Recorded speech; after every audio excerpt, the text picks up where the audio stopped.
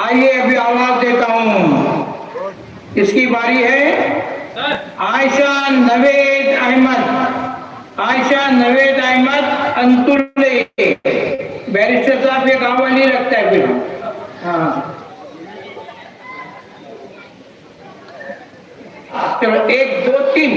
अऊज़ु बिल्लाहि मिनश शैतानिर रजीम, बिस्मिल्लाहिर रहमानिर रहीम। सदर जलसा केडीएफ टीम के तमाम मेंबरान, आए हुए मेहमानान, असातिज़ा इकराम और मेरे अजीज साथियों, अस्सलामु अलैकुम व रहमतुल्लाहि व बरकातुहू। उम्मीदें इंसान से लगाकर शिकवा खुदा से करते हो, उम्मीदें इंसान से लगाकर शिकवा खुदा से करते हो, तुम भी गालिब कमाल करते हो। यही हाल आज हमारा है। हमारी उम्मीदें हमारे मुल्क के नेताओं से वाबस्ता है जो बिकते हैं नोटों की मंडी में और जिस पर आज मुझे लब कुशाई करने का मौका मिला है। मुअज़्ज़िज़ सामाईन इकराम,